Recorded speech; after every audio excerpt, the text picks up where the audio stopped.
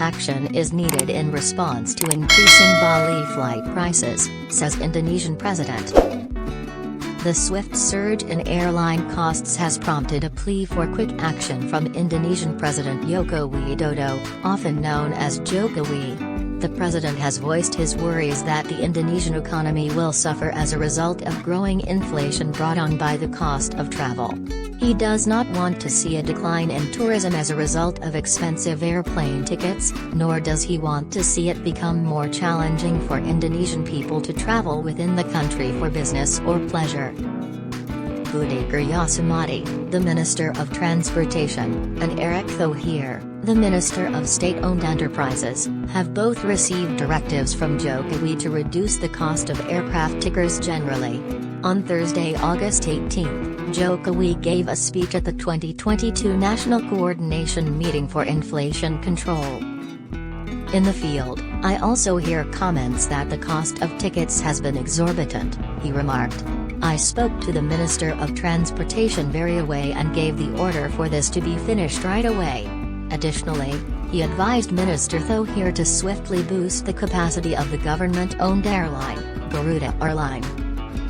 As for Garuda, I also told him that the Minister of SOEs would immediately add more planes to the fleet so that costs could return to normal, Jokowi continued.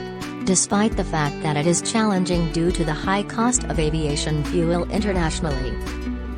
In response, Minister Thohir said that the government-owned airline might serve as a motor for providing inexpensive air travel for both Indonesians and foreign tourists.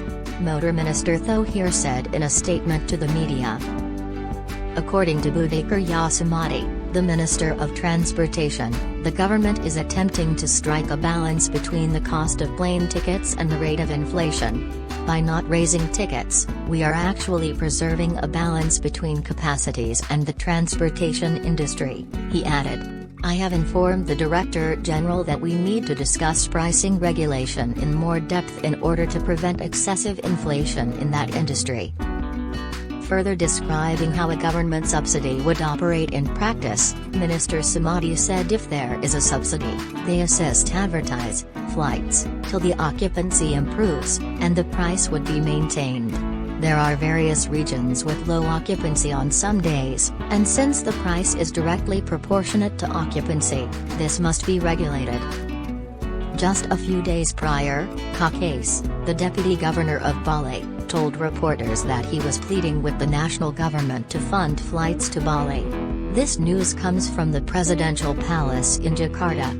The Deputy Governor claims that flights from Australia to Thailand are less expensive than flights from Australia to Bali, which would be detrimental to Bali's tourism industry. The Deputy Governor stated earlier this week at the panel discussion Recover, Bali / Together, awaiting solutions for business continuity and recover that these pricey tickets are for visitors. We are working hard to develop the destination and deliver the finest service. He questioned why Indonesia couldn't do the same if other nations could provide cheap international flights and even subsidies. It appears that the Presidential Palace has taken note of his plea, and efforts are now being made to ensure that foreign flight costs to Indonesia, particularly Bali, stay as reasonable as possible while taking into account growing fuel prices.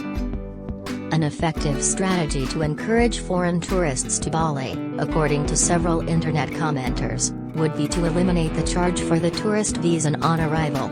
At many years, visitors from dozens of countries could obtain a 30-day visa on arrival for no cost, but, if they desired the opportunity to prolong their stay, they had to pay. Currently, visas on arrival are available for tourists from 75 countries, cost 500,000 Indonesian rupiahs for 30 days, and may be extended once for an extra price for 30 days.